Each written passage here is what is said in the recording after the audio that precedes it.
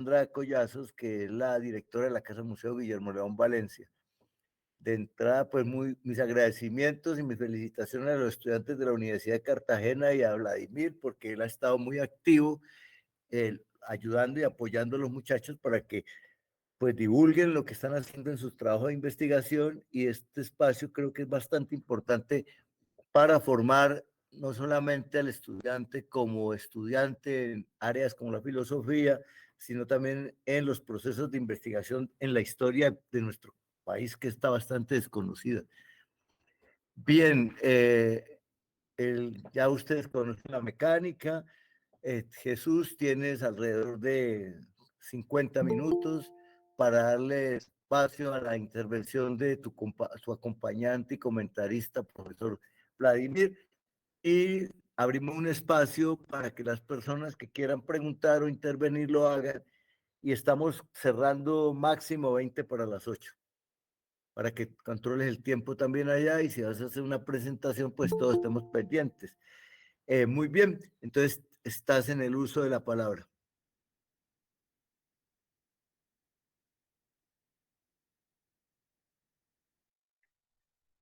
Listo, entonces ahí me pueden escuchar.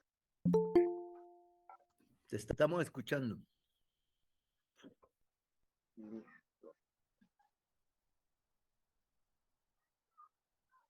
Bueno, muy buenas tardes para hablar de estos temas históricos, filosóficos. Pues como venían comentando, esta conferencia se enmarca en lo que viene siendo un proyecto de investigación del grupo Apeiron, ¿no?, sobre la línea de la influencia del utilitarismo en Colombia. Esto, digamos, viene siendo como expresiones de lo que hemos llevado hasta ahora en esta línea, en estas eventos. Estamos intentando, digamos, divulgar de alguna manera lo que llevamos hasta ahora en el marco de lo que viene siendo los encuentros de filosofía en la calle. Entonces voy a empezar a compartir para empezar.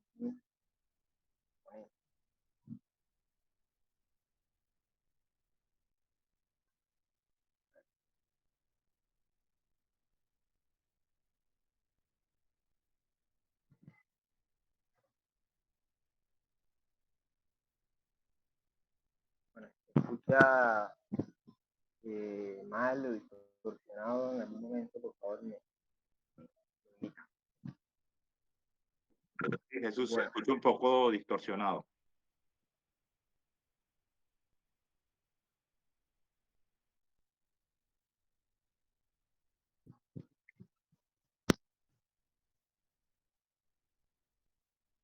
No sé si este será ahora la señal de Wi-Fi o...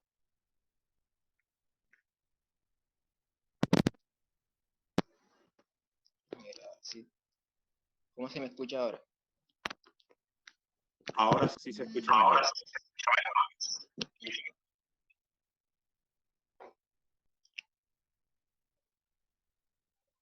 Bueno. Entonces, bueno, distintos compañeros del grupo han venido expresando lo que serían sus avances que llevamos en el grupo. Pero esta ponencia va a tratar sobre esta sublínea, que sería un debate filosófico sobre el utilitarismo que se ha dado en dos periódicos de Colombia del siglo XIX, que sería el Constitucional de Cundinamarca y el Constitucional de Popayán. Esto sería el contenido que veríamos. Entonces veríamos primero sería el contexto de esta querella ventamista, como se ha titulado en los estudios sobre este evento. Veremos particularmente los artículos en donde se va a presentar este debate filosófico. Vamos a ver algunas críticas que otros estudiosos han hecho a los argumentos que se ven en estos artículos y mis reflexiones finales.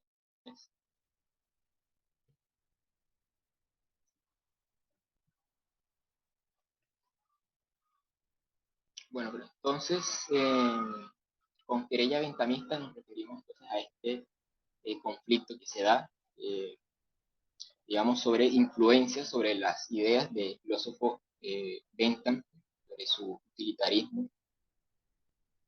Y esto se da en un marco, en un contexto en Nueva Granada, o sea, ya después de la independencia, ¿no?, de esta nación, digamos, del colonialismo, y en el que se va a disputar entonces sobre cuál debe ser ahora la fundamentación de las instituciones políticas que debe de tener el país. Entonces vamos a encontrar distintas figuras políticas importantes, bastante influyentes, como principalmente Simón Bolívar, que sería como el presidente de lo que fue la Gran Colombia en sus años. Francisco de Paula Santander, que va a dejar cargo Bolívar sobre los asuntos, digamos, educativos superiores del país en estos momentos. Vamos a ver también que la postura de los que apoyan a Bentham va a estar asociada con distintos estudiosos con una actitud reformadora, liberal, un poco más laica, ¿no?, por el contrario de los partidarios, digamos, del derecho natural, que vamos a ver, que, digamos, que se oponen al bentamismo, que van a estar ligados a una actitud más conservadora y que, digamos, que va a intentar como poner la religión en el centro de la configuración política del país. Entonces tenemos una cronología general sobre los eventos que constituyen la querella bentamista. Tenemos el primer momento en el que se introduce a Bentham en la instrucción pública en 1826. Tenemos una confrontación entre Vicente Azuero, un abogado, contra Francisco Margallo, un clérigo. Estas disputas que se venían dando por esta confrontación ideológica entre bentamistas y antibentamistas. Vicente Azuero era bentamista y Francisco Margallo era antibentamista. Desde los inicios se ve entonces como una voluntad, además de esta confrontación, también se ve una voluntad de reconciliación entre ambos bandos.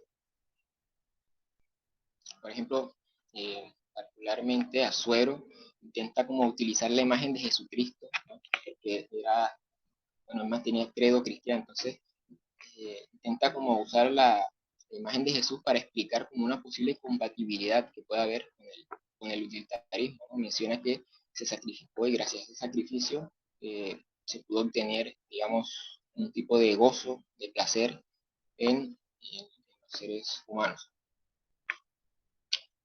Bolívar prohíbe a Bentham en distintos eventos caóticos sociales, la conspiración septembrina. Bolívar asocia todos estos caos de este momento a Bentham, por lo que lo prohíbe. Con la muerte de Bolívar, más adelante, Santander otra vez introduce a Bentham en la educación pública, y ahora sí que despierta como más reacciones de distintos sectores.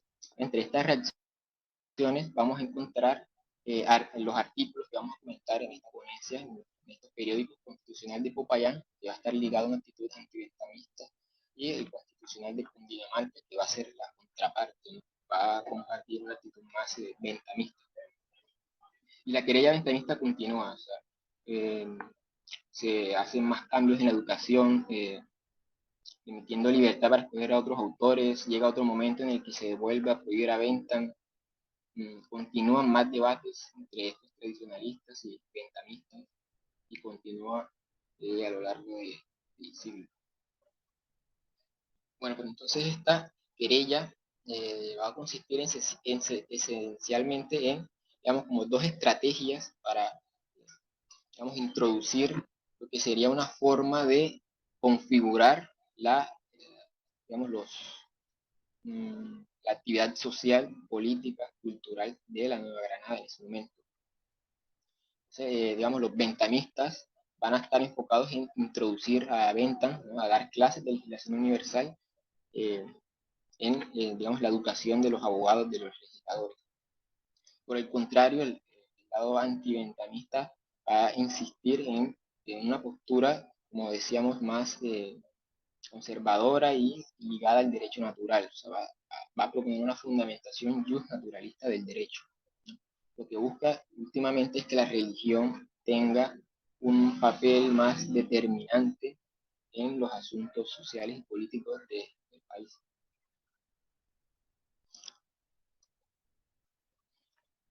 Entonces, como decía, estos enfrentamientos filosóficos se dividen en partidarios del derecho natural y partidarios del utilitarismo.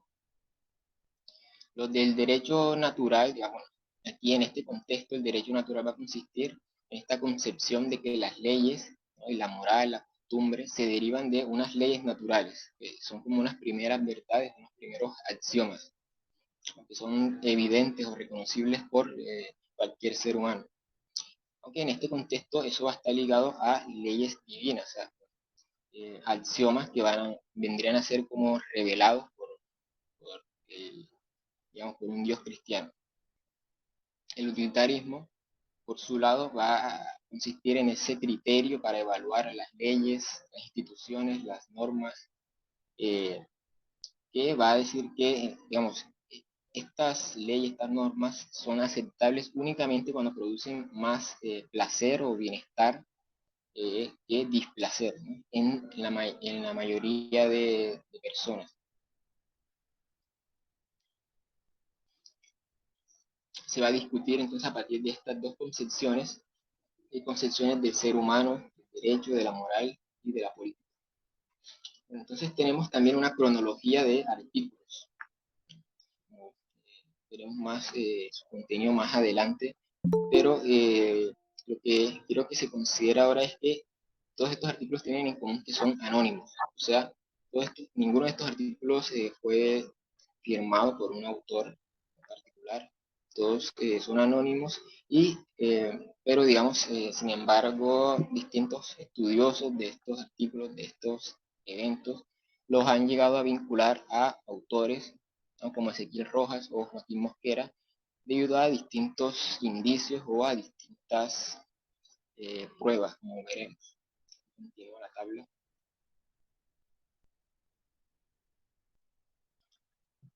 Bueno, entonces por el lado de los autores antiventamistas, ¿no?, en esta disputa, tendríamos en primer lugar a Joaquín Mosquera, ¿no?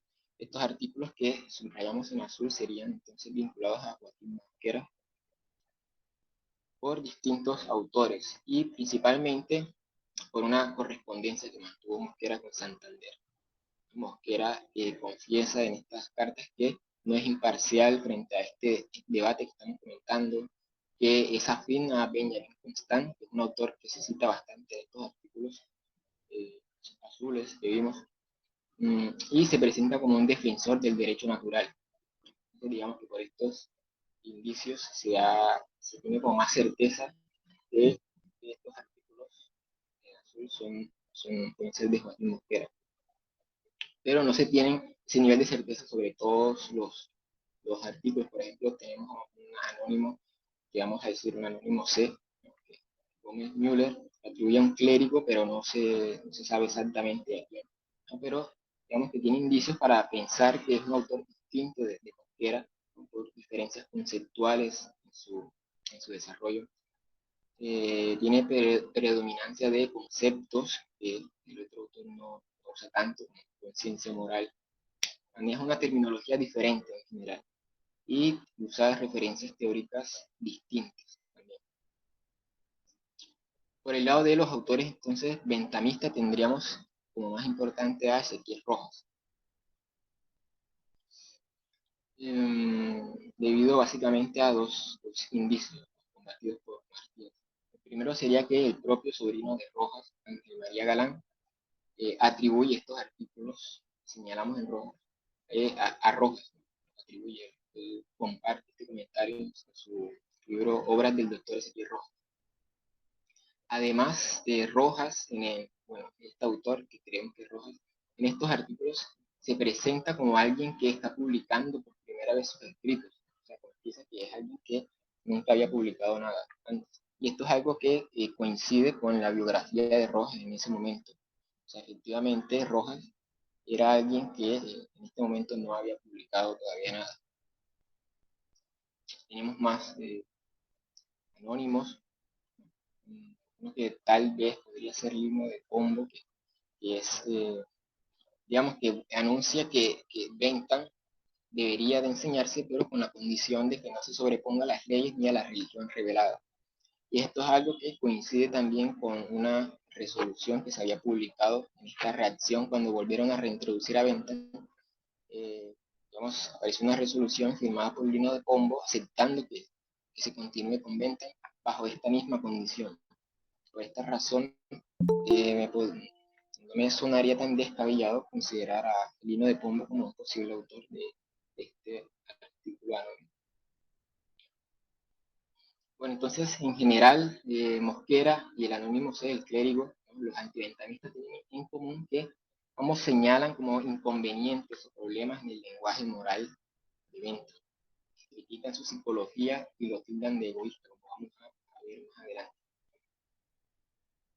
Rojas, por su lado, como conocedor, se sabe de lógica, enfatizó bastante en lo que se llaman falacias en la argumentación de Mosquera. Digamos, se extendió bastante a señalar procedimientos de validez lógica en el discurso de Mosquera. Y él, junto con el anónimo B, digamos, fueron autores que intentaron como disipar malinterpretaciones del principio de utilidad, como veremos. Pero bueno, ambos tienen en común que intentan defender como una moral universal o intercultural que sirva para fundamentar las leyes en todas las naciones, pero cada uno considera que el otro tiene una mala razón para defenderla, y ahí van a radicar sus argumentos.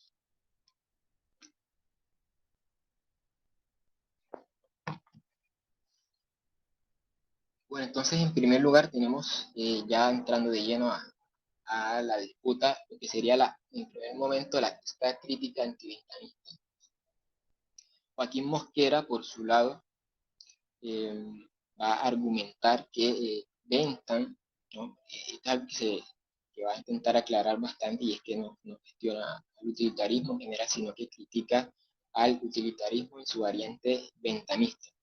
Entonces va a decir que Bentham ¿no? Sus ideas contradicen o son incompatibles con lo que él llama una ley natural, ¿no? La ley, digamos, estas primeras verdades, estos primeros axiomas que son evidentes a todos los seres humanos y que sirven para fundamentar, digamos, evaluaciones morales en cualquier cultura, que considera que son evidentes. Contradice, por tanto, entonces, la moral universal y cómo vincula estos elementos a la moral cristiana. Por consecuencia, también considera que Bentham estaría en contra de una moral cristiana que él defiende. Estaría en contra del principio de lo justo, que es este orden de razonamiento de que debemos de partir de unos principios sobre cómo se ordena justamente la sociedad y digamos que deben de fundamentar inicialmente cualquier discurso práctico. Va a mencionar una crítica que Bentham nos va a incitar entonces a buscar como provechos el interés personal. Esta va a ser como la interpretación de Mosquera sobre Bentham. Nos incita a buscar provechos personales en vez de buscar un deber que se pueda compartir universalmente. Sería parte de su crítica. Como mencionaba, también comparte esta idea de que Bentham utiliza un lenguaje moral que es inapropiado, ¿no? Es reduccionista o con pretensiones de neutralidad, anula conceptos como bondad o compasión por utilizar simplemente una terminología de placer y displacer. Entonces, bueno, por el lado del anónimo C, el clérigo, el posible clérigo, la primera diferencia que va a mantener con Mosquera es que no va a diferenciar entre Bentham y utilitarismo, sino que en su discurso se dirige como al utilitarismo, sin más. O sea, digamos, vuelve como sinónimo del utilitarismo al bentamismo. Y, bueno, va a argumentar que el utilitarismo en general va a admitir solamente placeres sensoriales. O sea, también va a pensar que defiende como una psicología reduccionista en el que solamente se deben de, bueno, o solamente se pueden buscar placeres sensoriales y en vez de, digamos, como una conciencia del deber, de lo que debemos hacer. Va a asociar también el utilitarismo entonces a una actitud egoísta también, solamente buscar el interés individual y dejar de lado todo lo que serían las pretensiones altruistas o digamos de un deber universal o compartible con otros seres humanos y digamos en armonía con lo que sería por ejemplo la regla de oro, ¿no? Que dictaría que, digamos, que no deberíamos hacer a otros lo que no nos gustaría que nos hicieran. Este Anónimo C entonces también va a continuar esta crítica de que Bentham y el utilitarismo niegan la conciencia y los placeres que se podrían derivar de esta conciencia, porque digamos, autor anónimo va a intentar como buscar una reconciliación, ¿no? Con Bentham o con el utilitarismo, siempre y cuando se acepte como una psicología en el que en ese catálogo de placeres que debemos de procurar también está incluido los placeres de obrar de acuerdo a nuestra conciencia de lo justo. Entonces, como réplica a esta crítica antibentamista, Ezequiel Rojas va a publicar también sus artículos. Aunque algo peculiar de Rojas es que solamente se va a dirigir a un solo artículo, o sea, solamente se dirige a una pequeña cantidad de los argumentos, que fueron bastante extensos, de Mosquera. Bueno, pero entonces Rojas va a dedicar su réplica en dos partes, ¿no? La primera parte que va a intentar como aclarar en qué consiste en realidad el principio de utilidad y la segunda parte en la que va a contestar a estas críticas. Entonces, aclarando el principio de utilidad, va a compartir, aclarar que este principio lo que nos dice es que todos los seres humanos buscamos ser felices. Tenemos este impulso de buscar una mayoría de placeres, digamos, que se sobrepongan a lo que serían unos displaceres. Tendríamos entonces este impulso y que como en realidad no existen las ideas innatas, parte Rojas, es necesario entonces que tengamos una herramienta o un instrumento cognitivo, un principio de razonamiento, en el que, digamos, investiguemos cuáles son estas reglas, estas máximas o estas acciones, instituciones, leyes con las que efectivamente podemos buscar nuestra felicidad o esta mayoría de placeres. Entonces él considera que, digamos, se han desarrollado dos posturas para responder a este problema. Y sería, por un lado, el derecho natural que critica, ¿no?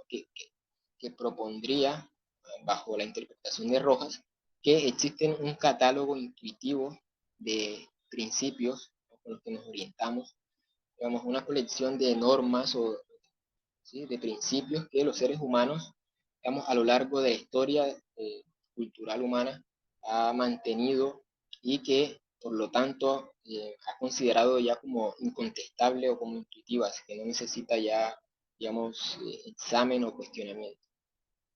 Por su lado, va a proponer, bueno, va, digamos, a compartir, es partidario de el utilitarismo, que sería la otra versión de esta respuesta a este problema, el principio de razonamiento.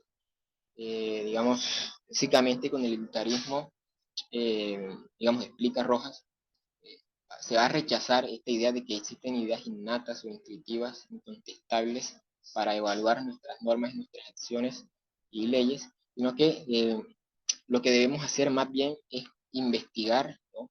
Como en las ciencias naturales menciona, y con métodos fácticos, digamos, las consecuencias regulares que tienen nuestras acciones y nuestras leyes y todas nuestras medidas sobre, digamos, nuestra felicidad, ¿no? O sea, lo que se debería hacer desde el utilitarismo es analizar vínculos de causas y efectos, ¿no? Donde causas serían las acciones, instituciones, leyes, y los efectos serían, digamos, las consecuencias que tienen todos estos elementos.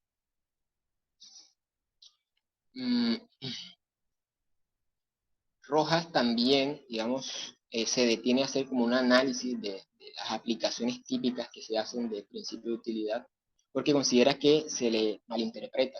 Por ejemplo, Mosquera para intentar criticar este principio, dice que si aceptáramos el utilitarismo, entonces aceptaran conductas de venganza o de robo, por ejemplo, de embriagarnos hasta tener consecuencias en nuestra salud, e incluso que se aceptaría el infanticidio, ¿no? Y demás conductas antisociales.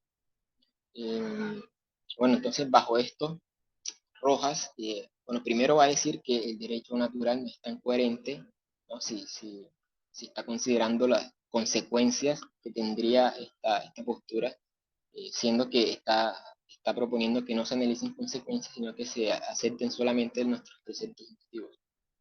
No, pero sobre estos ejemplos, él argumenta que, bueno, se hace un mal análisis de este principio si solamente consideramos los primeros momentos de estas acciones que se evalúan, por ejemplo, como robar, en el que se obtiene un beneficio en contra de los intereses de otros. Considera que se tiene que continuar con el análisis de las consecuencias que tendría esto. O sea, la cadena de consecuencias de estas acciones continúa y pueden tener consecuencias sobre nuestra integridad o sobre la sociedad en general. Entonces, para ir contestando las réplicas, ya Rojas dice, bueno, sobre que estas clases de legislación universal de Bentham, en realidad sí se deberían de mantener en la instrucción pública, ¿no? Contrario a lo que dice Mosquera, porque bueno, no se probó que tener conciencia o que tener corazón es suficiente para tener opiniones acertadas sobre política, sobre moral o sobre lo que debemos hacer. Por lo tanto, se necesitan clases de legislación universal y de filosofía del derecho.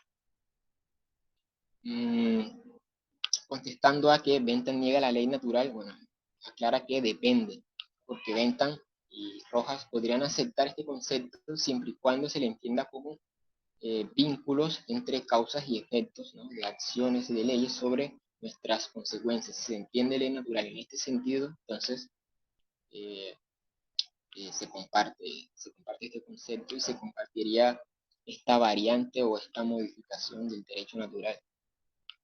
O sea, incluso Rojas también siempre está intentando reconciliar con esta otra postura. Sobre que Bentham funda la moral en el placer y por eso es inconveniente, Rojas contesta que consiste este argumento en una petición de principio, porque no se probó que fundamentar la moral en el placer es algo malo, simplemente se dice que se fundamenta en el placer y que porque se fundamenta en el placer es malo, pero no se llega como a probar que esto tendría algo malo, un inconveniente de ser aceptado. Y sobre que Bentham destruye la moral cristiana, Rojas replica diciendo que no necesariamente o, o que no lo hace dependiendo de dos puntos de donde se le mire, porque en primer lugar, bueno, Rojas digamos, comparte su credo cristiano y desde ahí dice que, bueno, como estos principios de Bentham serían acertados, entonces, por esa sencilla razón ya serían compatibles con la moral cristiana. O por otro lado, también se podría ver esta crítica no acertada porque, digamos, Bentham intenta como ver una función social de las religiones. O sea, considera que aunque no se puede evangelizar a todo el mundo porque existen, digamos, cientos de religiones distintas, los legisladores podrían usar la religión como un móvil para incentivar las conductas benévolas en las poblaciones humanas. Bueno, ya esto tenemos una contrarréplica de Joaquín Mosquera. En primer lugar, hace esta distinción entre benthamismo y utilitarismo. O sea, aclara que está bastante de acuerdo con la mayoría de los argumentos de Rojas, pero que eso que está defendiendo no es el benthamismo, sino el utilitarismo o una variante del utilitarismo, pero que Mosquera está en contra de lo que sería el benthamismo, por muchos argumentos que Rojas no toca. Por ejemplo, Mosquera, perdón, argumenta que Bentham estaría a favor del infanticidio si, digamos, se comete en un círculo cerrado en el que solamente se enteren los padres, ¿no? A esta crítica no responde Rojas. hace también una diferenciación entre lo que es el provecho de la mayoría y la utilidad general, ¿no? Porque considera que son cosas bastante distintas. El provecho de la mayoría que Mosquera atribuye a Rojas y a Bentham más precisamente, eh, dice que consiste en, digamos, como sacrificar una parte de la población para procurar el placer de la mayoría. A esto es lo que se opondría. En su lugar, comparte lo que sería el concepto de utilidad general, que es como buscar el bienestar de toda la población y haciendo concesiones, o sea, negociaciones entre intereses cuando sean opuestos, en vez de hacer sacrificios. Continúa entonces otra vez con este concepto con este orden de razonamiento, ¿no? Defiende este orden de que primero debemos de partir de unos principios o de unos axiomas morales evidentes, ¿no? Que nos indiquen, digamos, todas aquellas leyes o todas estas condiciones físicas, fisiológicas, psicológicas, sociales, del desarrollo humano, y solamente a partir de este conocimiento que se obtiene con las distintas ciencias naturales, sociales y morales, eh, y también, también menciona a partir de una vista interior. Esto es un concepto que no explicita mucho y que podría vincularlo al innatismo que critica Rojas. Pero digamos que a partir de estas primeras condiciones, ¿no? que se conocen de todas las ciencias que puedan participar en esto, solamente a partir de ahí se podemos derivar, entonces ahora sí, evaluaciones sobre la utilidad general. Este sería el orden que defendería. Y estaría de acuerdo con Rojas, dice sí, está de acuerdo con este orden de razonamiento. Pero digamos, continúa su crítica de este reduccionismo que atribuye a Bentham, en el que solamente el ser humano buscaría solamente como placeres sensoriales y negaría como categorías psicológicas, como de compasión, benevolencia, creatividad, etc. Y critica esta nociología que atribuye también a Bentham y a Rojas de que solamente debemos de hacer cálculos de utilidad y no escuchar, por ejemplo, estos primeros axiomas que podemos informarnos, ¿no? O sea, que las otras ciencias podrían informarnos sobre, digamos, el desarrollo humano. Entonces, como mencionaba al inicio, hay críticas que se le atribuyen a estas posturas.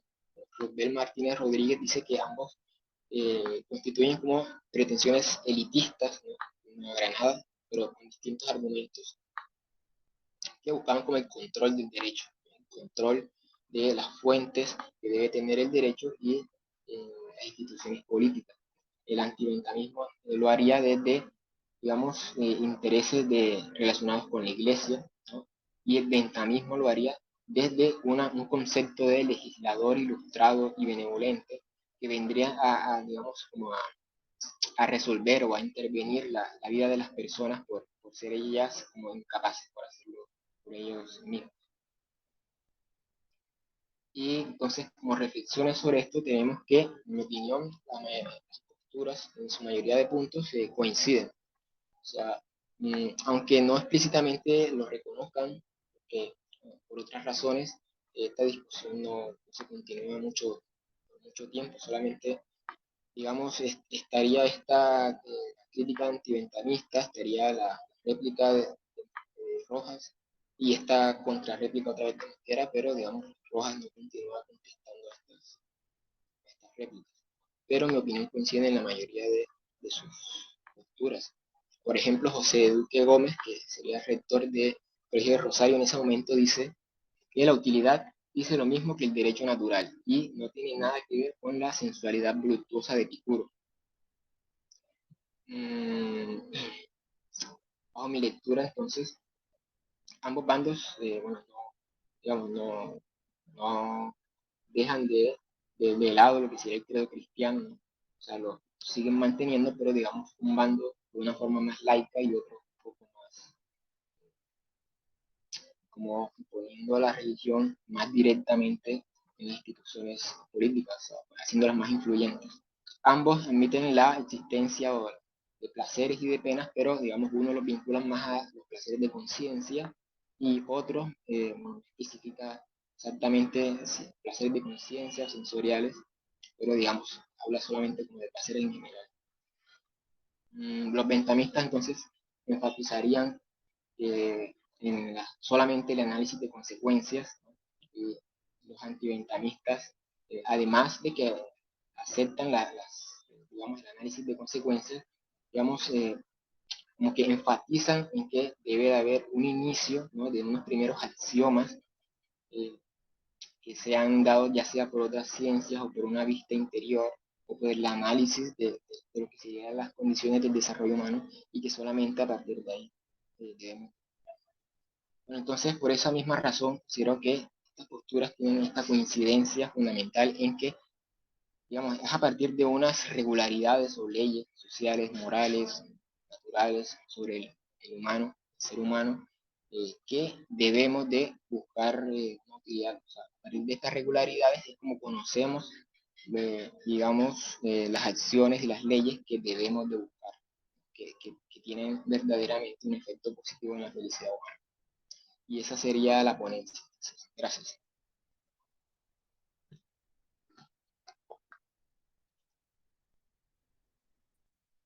Bueno, Jesús, un poquito difícil la escucha porque yo no sé, se sentía como no muy claro, le doy el uso de la palabra a su comentarista. Y hay una económica repercusión.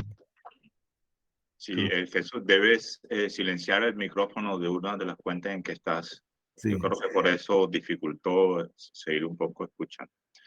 Bien, en primera instancia me gustaría nuevamente agradecer a Gustavo por la confianza y por propiciar estos espacios. Agradecer igualmente a las instituciones que están involucradas en esto, la universidad y la Casa Museo de Guillermo León Valencia. Muchísimas gracias por permitirnos este espacio que nos permite intercambiar algunas ideas. Bueno, me gustaría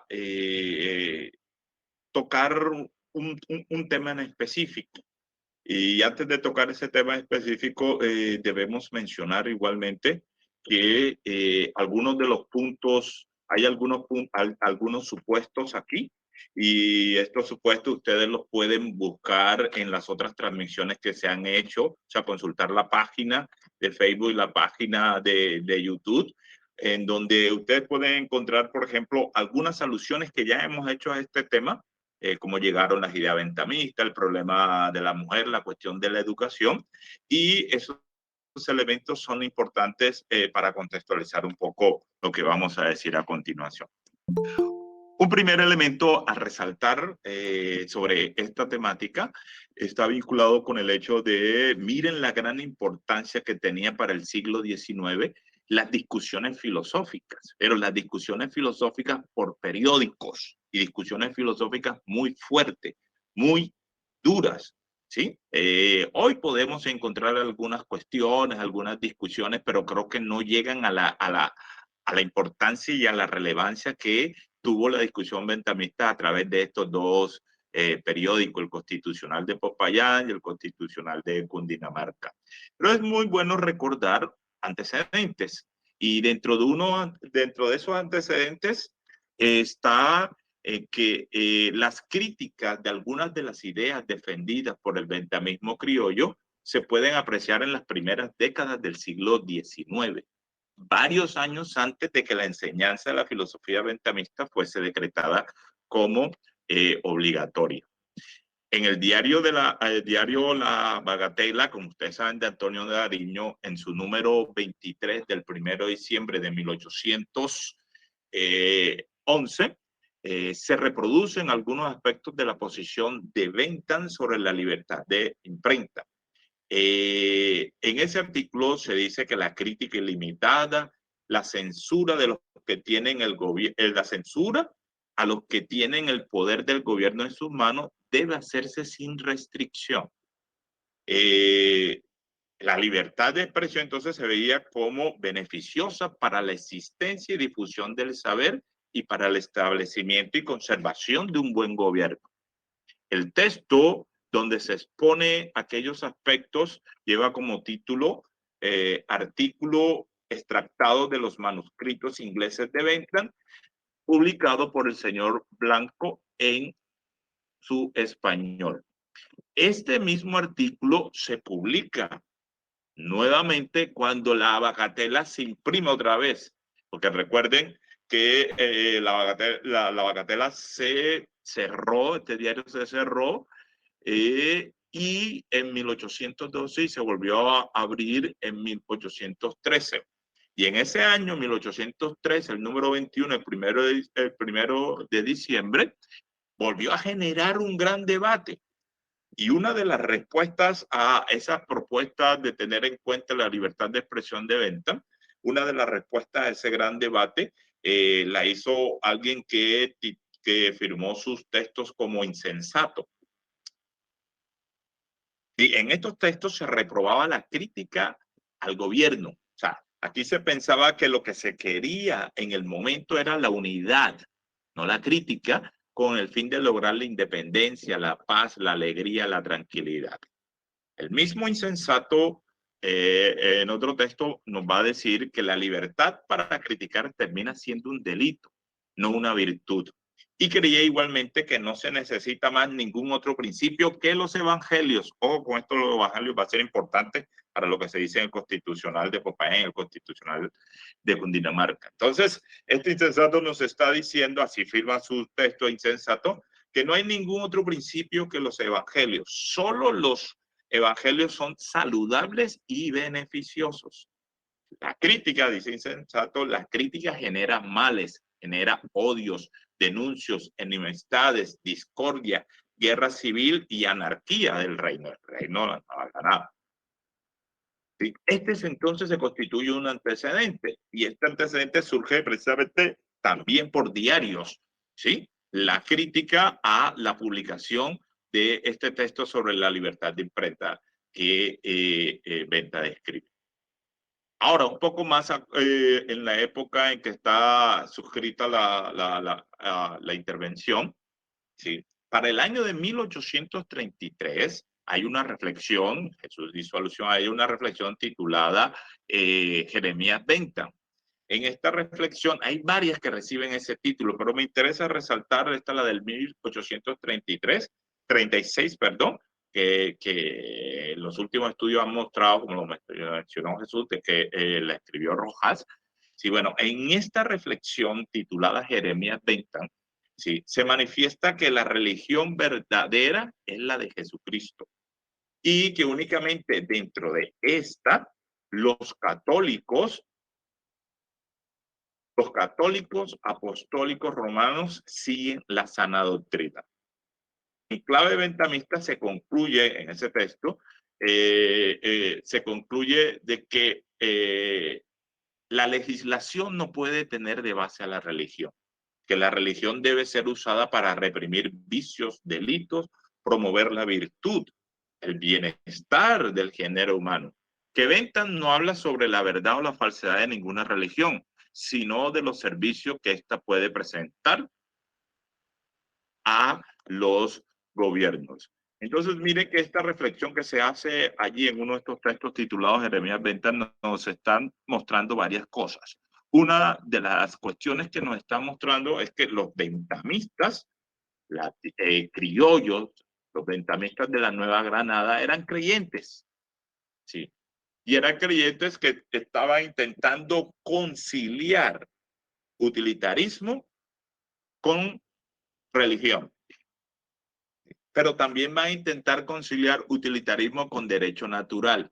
Estas cuestiones no son compatibles desde la perspectiva de Bentham.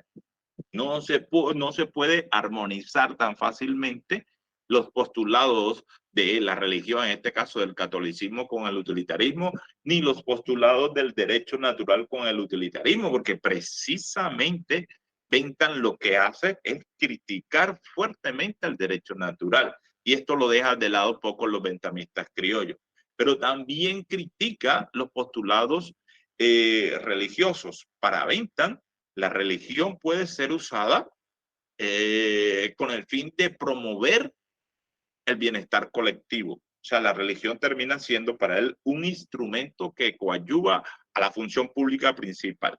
¿Cuál es la función pública principal? La felicidad de los asociados.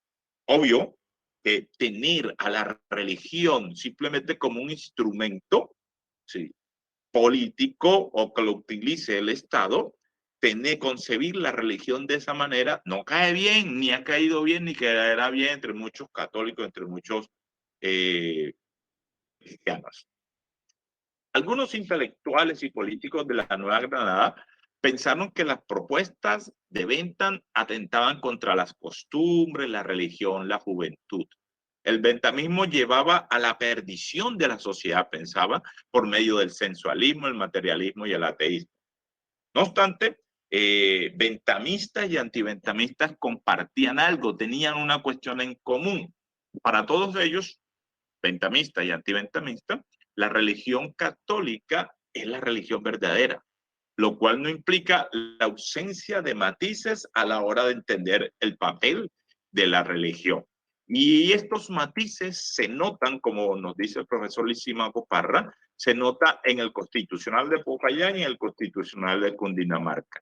Para los que escriben el Constitucional de Cundinamarca, la fe católica es el fundamento de toda la vida. En cambio, para los que escriben el Constitucional de Cundinamarca, que defienden a Bentham desde este periódico, quieren considerar más bien la religión como un dato de la vida privada. No puede tomarse como base o principio fundamental de la realización de las normas. Y los bentamistas neogranadinos, además de intentar conciliar el utilitarismo con el catolicismo, propusieron, como ya lo dije, armonizar esta doctrina filosófica con el derecho natural. En cambio, para los antibentamistas esto era inadmisible. Es decir, las diferencias entre religión, derecho natural y utilitarismo eran irreconciliables. Para Bentham, como también ya se los mostré, eran incompatibles. Sin embargo, Bentham postula en su texto Los principios, la moral y la legislación, texto de 1789. En este texto postula Bentham varias cosas y entre las cosas que postula dice, bueno, hasta el momento los dictados de la religión no coinciden con los dictados de la utilidad. Bentham cree, a pesar de lo dicho, Bentham cree que llegará un momento en que posiblemente utilidad y religión puedan ser compatibles, pero la compatibilidad se va a ganar más por medio del utilitarismo que por medio de la religión. Y sobre eso hay unas citas y si quieren más tarde les puedo citar exactamente. La cita de 20, pero por cuestiones de tiempo no me detengo en las citas. Los bentamistas neogranadinos entonces intentaron compatibilizar sus posturas sobre la religión católica y el derecho natural con una filosofía que estaba de moda. Y esa filosofía que está de moda es precisamente el utilitarismo.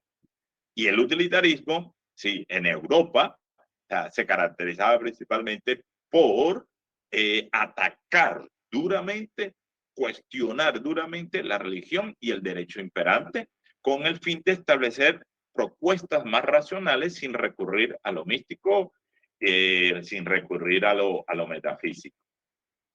Entonces, aquel intento de los bentamistas criollos genera incoherencia no subsanable fácilmente. Los antibentamistas criollos no tienen que hacer frente a tales incompatibilidades, no tienen que hacer frente a tales incoherencias. Los antibentamistas neogranadinos deducen sin ningún tipo de ambaje que aceptar el bentamismo lleva, como consecuencia, comillas, lógicas, al abandono del catolicismo. Para los antibentamistas, el utilitarismo representa un salto al vacío. El utilitarismo no garantiza el progreso social, puesto que contraría las buenas costumbres, rompe las tradiciones del país. Los postulados utilitaristas dicen lo que, comillas, por naturaleza es lo correcto, lo debido, lo justo. Es decir, los antibentamistas no tendrían que estar buscando compatibilidades donde no existen, sino que su reflexión, sus conclusiones son claras. El utilitarismo, como ya mencioné, es un salto al vacío y va en contra de las tradiciones del país. Bueno, hemos dicho que Bentham cree que en algún momento utilitarismo y religión podían coincidir. También hemos mencionado que los benthamistas criollos buscaron conciliar y un naturalismo con el principio utilitarista. Si al examinar la querella solo nos quedamos en este tópico, es decir, si la querella queda reducida a un simple asunto de disputa religiosa entre católicos y anticatólicos, se pierde la oportunidad de tener una postura más amplia sobre la disputa bentamista. Por consiguiente, nos parece adecuado no soslayar lo moral y lo legislativo, que obviamente se relacionan con lo religioso, pero lo sobrepasan. Es decir, si hubo una discusión respecto a la religión, pero la discusión no versó solo sobre religión. Desde la postura de John Stuart Mill, podríamos decir que el utilitarismo no necesariamente es contradictorio a algunos dogmas cristianos. Esto lo explica Mill en los primeros años de la segunda mitad del siglo XIX y, como algunos de ustedes sabrán, lo dice Mill en su famoso texto titulado El utilitarismo.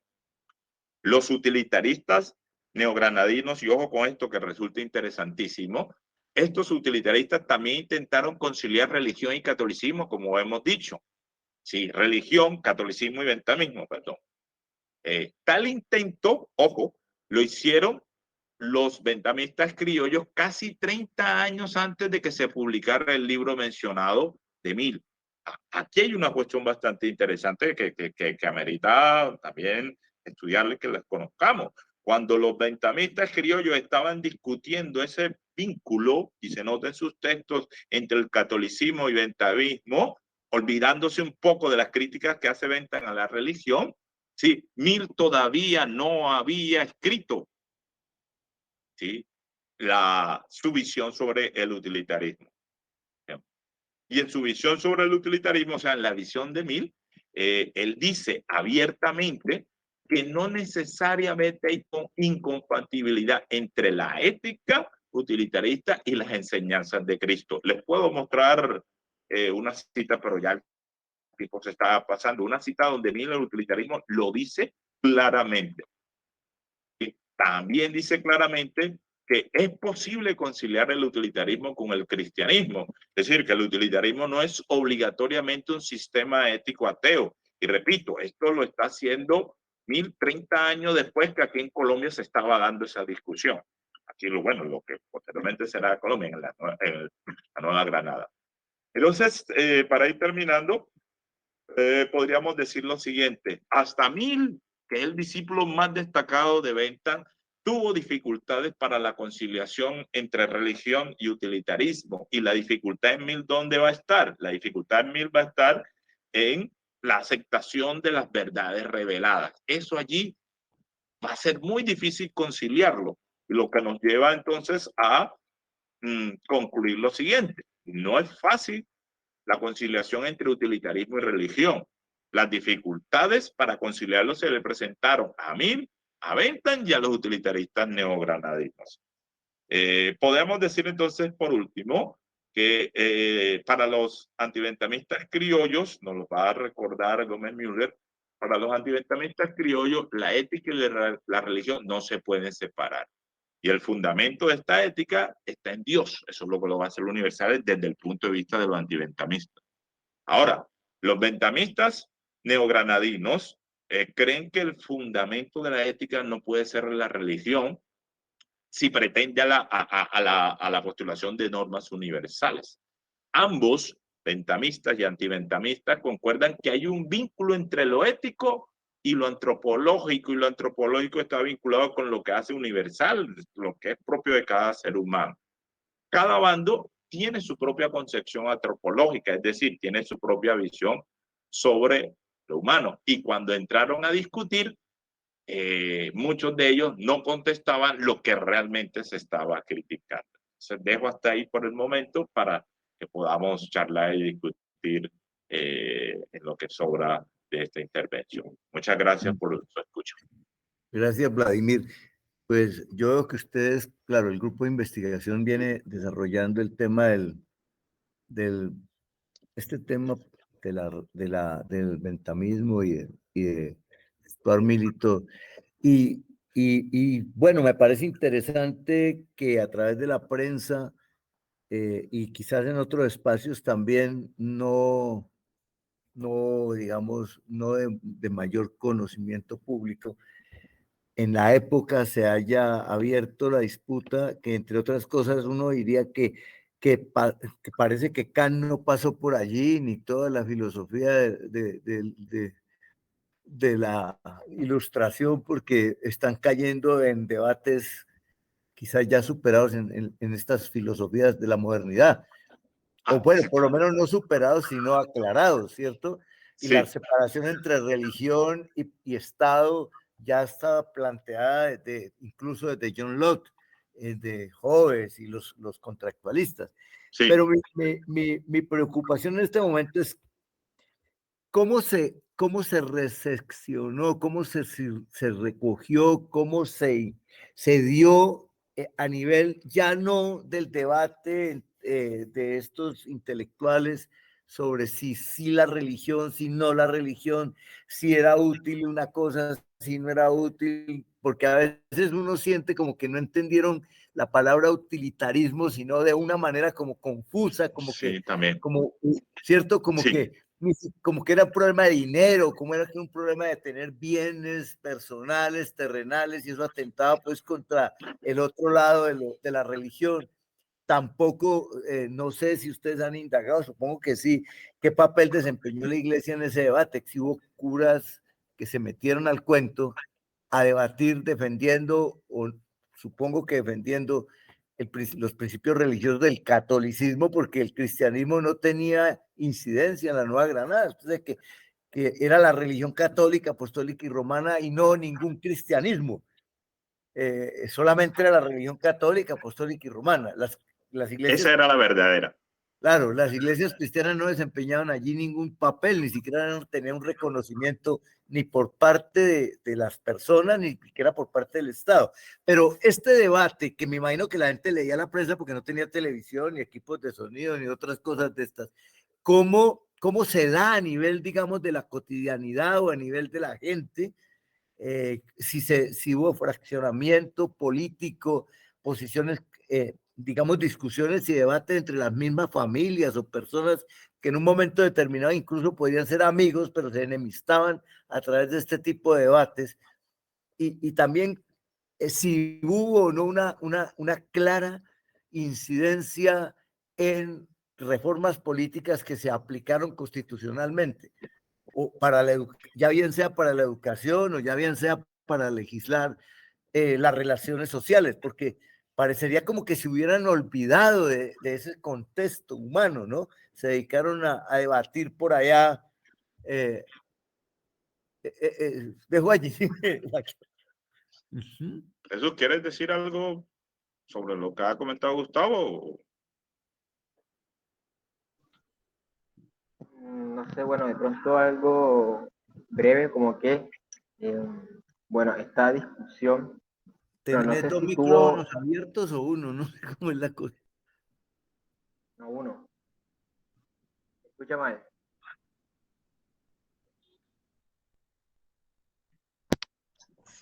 Ya Continúa se ya. escucha.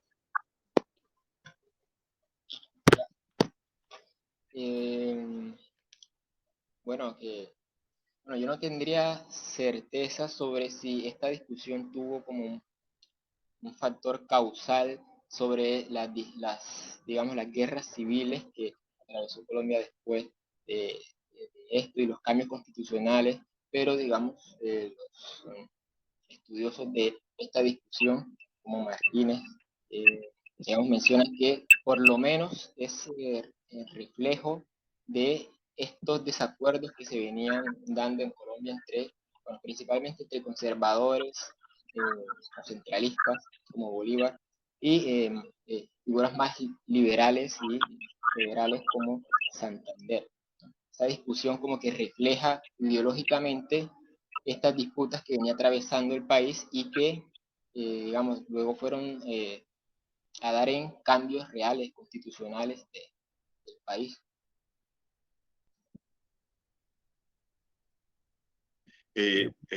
Vladi, una pregunta Sí, allí. ¿Podría pensarse que entonces la Constitución del 86 intenta de alguna manera en su articulado frenar la posibilidad de que el ventamismo incida políticamente en la organización social, política, económica y religiosa a partir del 86 para adelante? mira qué cosa tan curiosa esta, que pues uno de los artífices de la Constitución del 86 es obviamente Rafael Núñez, ¿sí? Pero lo curioso es que las perspectivas de Núñez critican al utilitarismo de Bentham, ¿sí? Critican al utilitarismo de Bentham, pero Núñez no leyó el utilitarismo de John Stuart Mill. No lo leyó, sin embargo, muchas de sus posturas a favor del utilitarismo coinciden con lo que está en el utilitarismo de John Stuart Mill. Es decir, Bentham llega un momento en que dice que ya Núñez dice que llega un momento que hay que abandonar ese utilitarismo grotesco, ¿sí? Y hay que hay que intentar ir a otro tipo de utilitarismo. Y ese tipo de utilitarismo que está planteando Núñez, de alguna u otra manera, tiene muchos lazos con el utilitarismo de John Stuart Mill, pero él no lo leyó, y no lo leyó no es porque yo crea que no lo haya leído, sino que el mismo Núñez lo dice en una nota necrológica cuando Mill muere. Pero después, en la década de los 80, uno comienza a revisar otros textos periodísticos de Núñez, y entonces uno encuentra pero aquí hay alusiones directas. Por ejemplo, hay alusiones directas a la cualificación de los placeres. Y esa idea de la cualificación por los placeres es una de las cosas que se va a utilizar para tratar de explicar la diferencia entre el utilitarismo de Bentham y el utilitarismo de Mill. Claro, y uno dice, bueno, ahí hay una relación bastante directa con lo que tú estás, la alusión que ha hecho la Constitución del 86 por vía Rafael Núñez. Pero sin embargo, Núñez también cayó en una especie de restricciones de las libertades de expresión, restricciones sobre lo que se puede enseñar. Y esto ya ni Bentham ni Mill lo hubiesen aceptado, ¿sí? Y todo esto también va a estar, obviamente, que en el trasfondo de todo también está la mentalidad de Caro, ¿sí? Que Caro se convirtió como en el bastión, ya a final del siglo XIX, el bastión antiutilitarista, antiventamista, ¿sí? Bueno, con esa habilidad que tiene Caro para argumentar y todo lo demás, pero Caro tenía una visión bastante obtusa de lo que es el utilitarismo. Incluso cuando hace su estudio sobre el utilitarismo, parece que se refiriera única y exclusivamente a Bentham, jamás nadie a Navallo Stuart. Entonces, la Constitución del 86 también es una especie de reacción a toda una andanada de propuestas liberales que se comenzaron a dar muy fuertemente en la década del 50, ¿sí? Y al establecimiento en la década del 60 de en algunas universidades. Contra Sí, Mosquera y otros pensadores, librepensadores que se consideran en esa época por estar en la claro que sí, masonería también, ¿no? claro que sí. Es que la Entonces sí, Constitución del 86 le entrega toda la educación a la Iglesia Católica, claro. que de entrada ya rechazaría totalmente las ideas de tanto de Stuart Mill como de Bentham. Sí, por supuesto. Y entonces John Stuart Mill plantea de que es muy peligroso incluso que el Estado dirija la educación. Si John Stuart Mill plantea de que el Estado dirija la educación, le aterraría más que la educación haya quedado en manos de la Iglesia, porque es un factor de homogeneización. Sí, y Mill como liberal eso no lo va a aceptar. Ahora, en tu primera intervención mencionabas algo, Gustavo, bastante interesante sobre el saldo a lo que nos lleva la filosofía moderna. Es decir, hay algunas discusiones de la filosofía moderna que ya estaban de alguna otra manera, comillas, resueltas. En cambio, cuando estamos hablando de la misma época, aquí en la Nueva Granada, pues no había alusión a eso, o sea, no había, estaban, por decirlo así, en otra cuestión. Sin embargo, habían posturas de algunos clérigos bastante interesantes. Es decir, había posturas de algunos clérigos que abogaban por el desarrollo de la ciencia. Sí. Hay varios ejemplos de eso. Abogaban por un desarrollo de la ciencia, por un desarrollo de la educación, y tenían como un talante un poquito más tolerante en algunos casos. Ahora, el otro elemento por el que tú preguntabas, ¿cómo se recepcionó el debate? Es muy importante mencionar aquí esto, que eso es un debate entre intelectuales. Es decir, es un debate que está dando la élite, es un debate entre letrados.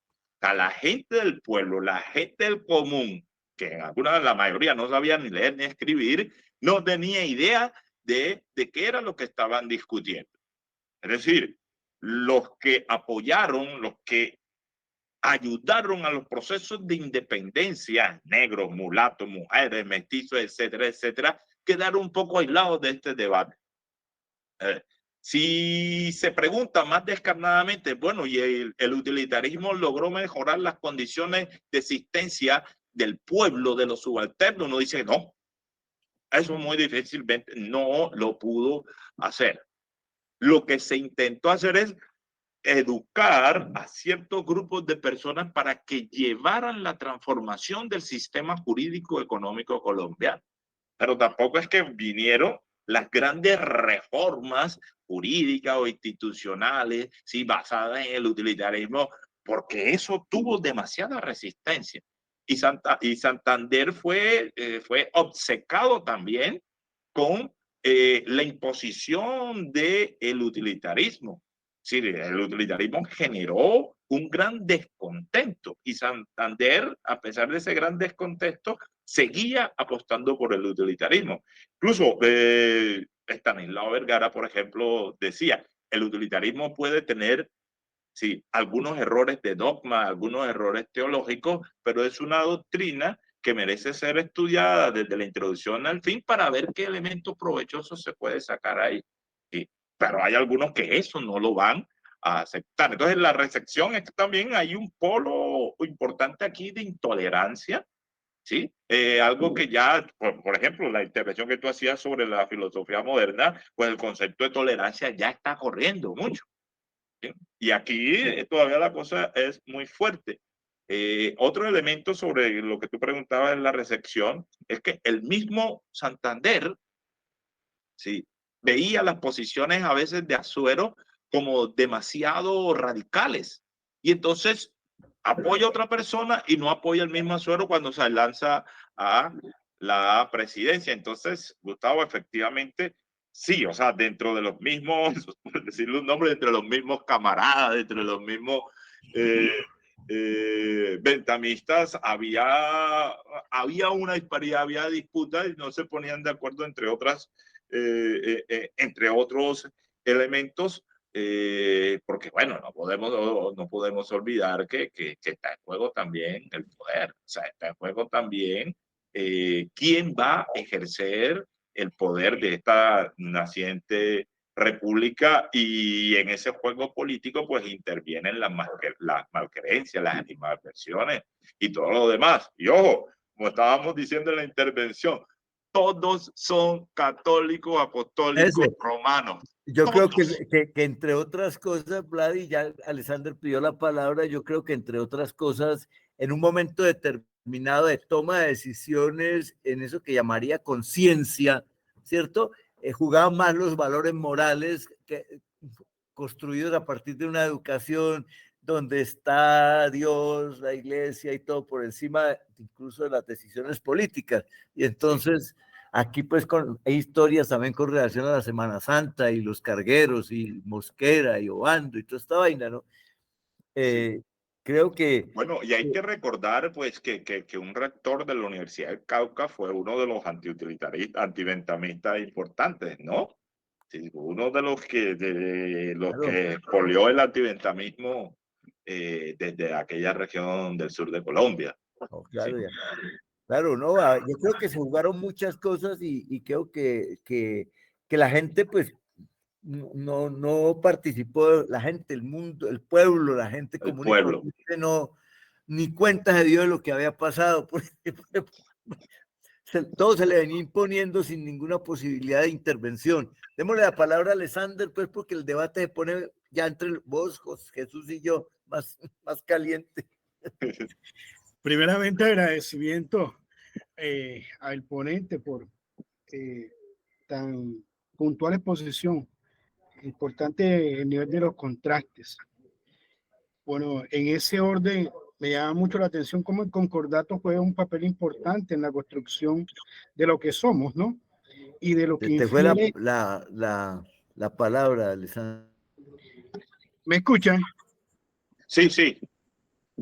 Estaba diciendo la importancia y relevancia que tiene el concordato en medio de estas disputas, ¿no? Que en un momento tienden a imantarse como espacios problematizadores de identidades políticas. Estamos hablando de conservadores y liberales, pero en el fondo lo que hay es una disputa por el poder.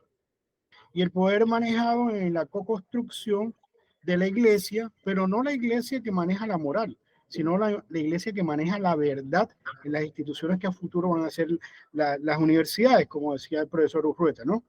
Entonces, nosotros estamos cimentados sobre ese tipo de realidades. Y también decía el doctor Zorrilla que a veces el concepto de utilitarismo está mal planteado y se utiliza de rigor. Y lo que vemos aquí es un conflicto de conceptos que no permea sobre las distintas realidades, ¿no? Entonces, en medio del marco de esto, yo veo que el resultado de la exposición de venta en la actualidad en Colombia es un ostracismo. Hay unas contravenciones en el marco del derecho constitucional, por ejemplo, hablando del principio fundamental de la igualdad, totalmente denegado, profesor Vladimir, totalmente destruido. Disculpen, pero el negro no era ni siquiera persona. El negro no era Claro. Y político. el indio era menor de edad. Perfecto. Entonces, esas controversias logran tener un impacto sobre el referente de la libertad de expresión, donde es coartada, donde prácticamente el sujeto no co-construye, ¿no? Sino prácticamente, bueno, el doctor Zorrilla lo dijo con mucha precisión, era un sujeto intangible. El sujeto intangible es aquel que no se aprecia el valor de su acervo cultural. ¿Y cuál es la respuesta del acervo cultural? Los valores que yo transmito. Es decir, que el ventamismo es hoy, por hoy, un punto de análisis de la realidad que estamos viviendo. Porque es que lo que no se deja expresar en Colombia son los valores que me forman. Y entendamos que por ser humano no se identifica aquella forma que tiene cabeza, manos y pies. Son la capacidad que poseen los cerebros para disponer los valores que se transitan a través de la educación. Y así fomentar un diálogo, construir en el marco de respeto a la igualdad para hacer preferente las disposiciones donde yo no me encuentro con el otro, donde no se encuentra una discriminación por un carácter político que de esencia hoy está muy distante de la construcción real. Y felicitaciones, porque hay un punto muy esencial que trastoca y puede lastimar a muchos. La moral católica es una moral aberrante y la moral cristiana a veces también pierde esa lucidez del punto de encuentro unificar en la verdad y en los criterios de la libertad del ser humano, la vida del ser. Entonces yo no puedo subsumir en la categoría de la religión la libertad del ser humano. La libertad del ser humano está mucho más allá que la libertad que está enmarcada en una moral. O sea, el profesor Vladimir en una clase en la Universidad de Cartagena, es que la moral la viste, pero ¿quién la viste? Los que están adeptos al poder, los que buscan de una manera u otra un poder revestido de un engaño. Pero ese engaño a veces lo utilizan con el maniqueísmo y la forma inconclusa de los ecos que pueden tener unos libros dogmáticos como es la Biblia, pero también con unos documentos de tránsito de título que son el dinero, ¿no? Y vemos entonces que el poder se busca actualmente bajo esa forma de estructuración. Una estructuración con el engaño de las estructuras macroeconómicas y otras también estructuras societales que se dan con el engaño de unos posibles ideales de supervivencia a futuro. Entonces, señor. Alexander, dejaste un puntico que me pareció interesante recoger. Estoy de acuerdo en muchas de las cosas que estás diciendo y había que matizarlas mucho más o profundizar más en ellas. Pero entonces la pregunta que le podríamos hacer a Vladimir y a Jesús sobre todo es, ¿podríamos pensar, como se está haciendo una reflexión alrededor de esa crítica a favor y en contra, que ya Bentham estaba alinderando comerciantes versus poseedores de la tierra, clero, porque fíjate que fue tal la incidencia de contra Bentham que hasta la Constitución prácticamente del 91, si uno tenía partida de bautismo, no existía. O sea que todo estaba sometido a una estructura de poder de la iglesia que no solamente se reflejaba en el orden moral, sino que se reflejaba en el orden político. Sin bautismo no había educación, sin bautismo no había matrimonio, sin bautismo la persona no existía. El mismo Bentham lo sufrió al tratar de estudiar y le tocó hacer un juramento y eso le causó mucha frustración también. Aunado a eso tenemos otra problemática, que el sujeto político se hace con la identidad y la identidad del ciudadano se da a través de los documentos legales que transitan en la República. Entonces estamos viendo aquí también es la negación del ser para convertirse en un ciudadano. Entonces, claro, vender y comprar, tener negocios, toda esa vaina estaría impedida de cierta manera, sí. ¿no? Mire, permítame así para seguir poniendo como una especie de toque herético en esto que estamos discutiendo. Mire, yo intenté en la breve intervención, intenté mostrar de cómo los benthamistas criollos se adelantaron un poco a lo que va a hacer John Stuart Mill. Eso es importante.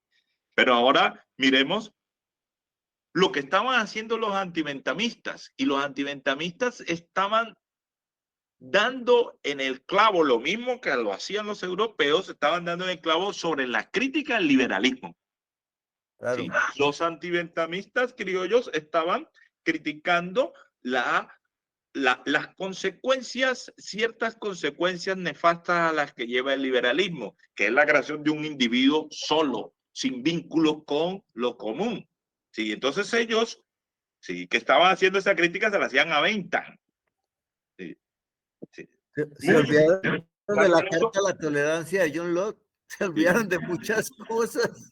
Sí, entonces, pero su desconocimiento del utilitarismo no les permite pensar de que el utilitarismo no es simplemente egoísmo, y el Bentham lo dice muy claramente.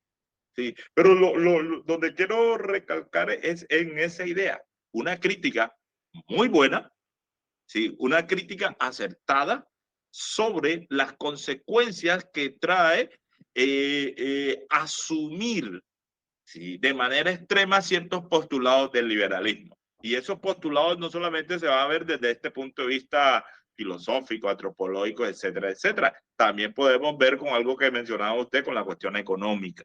Claro. Sí, con la cuestión económica. Ahora, me parece importante resaltar un elemento de Bentham que a veces no se tiene en cuenta, y ese elemento es que Bentham, ¿qué es lo que propone Bentham para tener una especie de control sobre el gobierno, sobre quienes ejercen el gobierno? Bentham propone nada más ni nada menos, ¿sí?, que la vigilancia del pueblo, es decir, la libertad que tenga el pueblo raso, ¿sí?, para exigir a los que dirigen el gobierno. Eso es una cuestión bastante importante, ¿sí?, de cómo se controla. Una de las formas que hay para controlar eso es precisamente la crítica constante sobre que tiene quien ejerce el poder. Vamos cerrando y le vamos a dar la palabra a Ponte Ospina, pues, pero Vladimir, pusiste más problemas al asunto. Porque es que resulta que el pueblo estaba en eso que llamaríamos una ignorancia en el sentido platónico. Tenía tanta llenura de nociones, de prenociones, de opiniones totalmente confusas, que finalmente opinaba como ocurre ahora, sin saber de qué opinaba, ni de qué estaba hablando, simplemente casi como la frase ponderaba Vicente va la gente, ¿no? Sin saber qué diablos realmente hay en el fondo del debate. Exacto. Entonces los utilitaristas para eso, ¿qué plantean? Plantean algo que es muy válido todavía. ¿Sí? La educación del ciudadano. Hay que repensar la educación. Desde Aristóteles está planteado el problema, mi estimado amigo. Claro que sí. Bueno, démosle la palabra al estudiante Ospina aquí y vamos cerrando, pues esto merece como otro encuentro para ir precisando ciertos temas que están allí en el tapete de la discusión. Bueno, buenas noches, profesor Vladimir, profesor Gustavo y compañero Jesús. Primero que todo, ¿se me escucha bien? Sí. Sí. Muy agradecido con la ponencia. Aunque parezca un tema reservado, la ponencia pues me ayuda a entender temas de mi vida misma, ¿no? Por ejemplo, en mi casa había un Santander en caballo. Y cuando yo preguntaba quién era él y mi mamá lo confundía con Bolívar, mi abuela le decía, no, Bolívar era un guerrillero. Entonces yo como que, ¿por qué? Pero ¿por qué decía eso, no? Y después el otro día en el aula máxima de Derecho de la universidad, que hay un cuadro de Bolívar a la izquierda y Santander a la derecha, un compañero mío, Jesús Montes, me decía, Andrés, ellos eran muy diferentes. Entonces ahí uno entiende, no sabía por qué me decía que eran muy diferentes, porque mi abuela ambos decía que Bolívar utilitaristas en primera instancia, ambos utilitaristas. No, pero según la ponencia entendí que Bolívar en su tiempo persiguió a los ventamistas, así como Saulo de Tarso persiguió a los cristianos. Sí, eso hay que precisarlo porque Bolívar fue ventamista y hay cartas en donde se reafirma ventamista, pero por una coyuntura política, pragmática dirían algunos, Bolívar le tocó prohibir el ventamismo y una de las razones fue porque en septiembre intentaron asesinarlo y entonces él asumió que los que intentaban asesinarlo eran liberales seguidores de Venta. Y de Santander. Y obviamente de Santander. Sí, entonces Bolívar estaba a la altura de la época. ¿Qué haces con los que te pretenden asesinar? Pues decretas muerte o los mandas al exilio. Pero la muerte política. La muerte política. Pero Bolívar seguía siendo ventamista, porque le preocupaba la felicidad de la gente. Él seguía siendo ventamista, pero también tiene la idea, y un poco con lo que estaba diciendo ahora Gustavo, Bolívar también tiene la idea de que algunas de las teorías de Bentham no podían tener muy buena recepción aquí porque la gente no estaba educada para recibir esas teorías. Y entonces por eso interpretaban a Bentham, por decirlo así, como les daba la gana, y eso fue lo que llevó a todo esto que ocurre a partir de 1828 y termina con la disolución de la Gran Colombia y todo lo demás. Dale, Andrés. Bueno, sí. Sí, no, pues yo veo a Bolívar como un nacionalista y a Santander más bien como un liberal, ¿cierto? Y que el utilitarismo era muy imperial en el sentido que quería como conciliar a la economía con la política, a diferencia del antiventamismo que se agarraba más como de la fe, de la religiosidad política, de la que se olvidó Europa y que se vio reflejada en la revolución de Irán del 79 con Ayatollah Khomeini. Que eso es uno de los hechos, me parece a mí, de por qué en Medio Oriente no le ha abierto las puertas a Occidente, porque todavía creen en la religiosidad política. Y también pero un reflejo más problemas todavía. Sí, perdón, que eso es más problema porque nosotros no podemos olvidar que fue desde el mundo musulmán que se preservaron las obras de Aristóteles. Entonces ellos estaban mucho más abiertos. No, además lo que tú estás diciendo es que el Corán es un estado religioso, perdón, el Islam es un estado religioso, el Corán rige absolutamente todo y ahí no hay discusión posible. Eso es otro mundo totalmente diferente. Eso, Eso no tiene nada que ver. Uno puede ser rico en el Corán sin ningún problema. Aquí no. Pero eso es otro Sí, tema sí, un fuerte. tema sí. Bueno, yo felicito también a Jesús, aunque no lo pude escuchar como hubiera querido escucharlo, porque estaba como difícil la escucha, y Sí. pues porque su presentación PowerPoint tampoco me dejaba leer muy bien, estaba muy pequeñito el espacio, pero bien. A mí me parece importante, y insisto en eso, en abrirles a los estudiantes este espacio también, sobre todo los que están haciendo investigación y están orientando su investigación por profesores interesados como Alexander, como Vladimir, en que el estudiante construya un pensamiento propio, apropiándose de algunas ideas que nos permiten entender nuestras propias realidades en los contextos en los que nos hemos venido moviendo. Porque en el fondo ni liberales ni conservadores tienen unas diferencias tan marcadas en ese tiempo, ¿no? Solamente Como la para, hora en la que iban a la misa. iban a distintas horas para que no los vieran, ¿sí? Entonces, ese es otro debate. Ese es otro debate, efectivamente.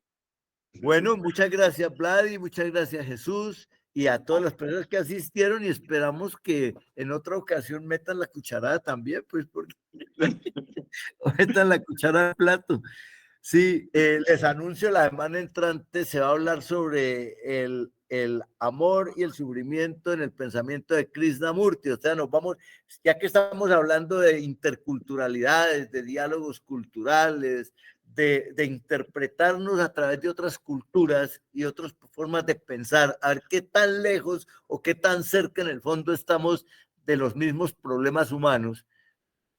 Krishnamurti es una figura extraordinaria en el mundo hindú, y no solamente en el mundo hindú, en el mundo occidental. El tipo tuvo una presencia muy fuerte, se conoció y discutió con científicos de la época del siglo pasado muy fuerte. Entonces, y luego tendremos una intervención, pues Alexander, ¿cuándo es que vamos a oír a Alexander? Y otros, y tendremos también ingreso al mundo musulmán, al Interesante. Islam, y vamos a tener un sheikh, que es el sheikh es el sacerdote en el mundo musulmán, que es el que maneja la mezquita en Cali, y es de raza negra, de Buenaventura, se educó durante 13 años en Irán y se graduó de sacerdote allá. Eso va a estar muy Y, bueno.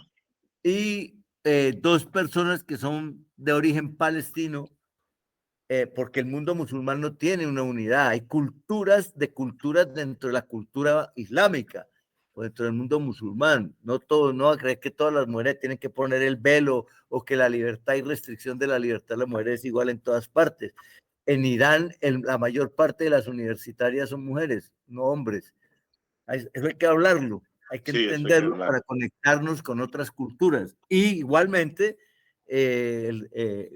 Abdelgaim Nasser, que es un palestino, profesor de la universidad, fue profesor de la Universidad del Valle y la Universidad del Cauca, y es un investigador importante, va a hablarnos de la filosofía del Islam, conectándonos a través de Aristóteles y de Santo Tomás de Aquino y de todo eso que incidió en el mundo occidental, porque la gente a veces se olvida, por ejemplo, que Heidegger se formó en un colegio católico y sus tesis son desde Santo Tomás, desde la filosofía medieval, y la gente piensa que de pronto no, está muy lejos de estar en el mundo, metido en ese mundo, sumergido en ese mundo de valores cristianos, no necesariamente católicos.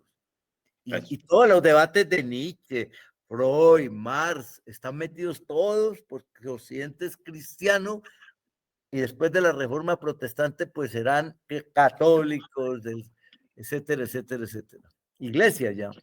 Claro. Listo, entonces lo estoy invitando. Gustavo, muchas gracias a la universidad y a la Casa Museo por propiciar este espacio. Muy agradecido. Bueno, Sí. que tengan una feliz noche y felicitaciones, Jesús, como igual a tus compañeros, ya te llegará tu certificación para tu propio beneficio académico. Bueno, muchas gracias nuevamente, Gustavo, y nos vemos en el próximo encuentro.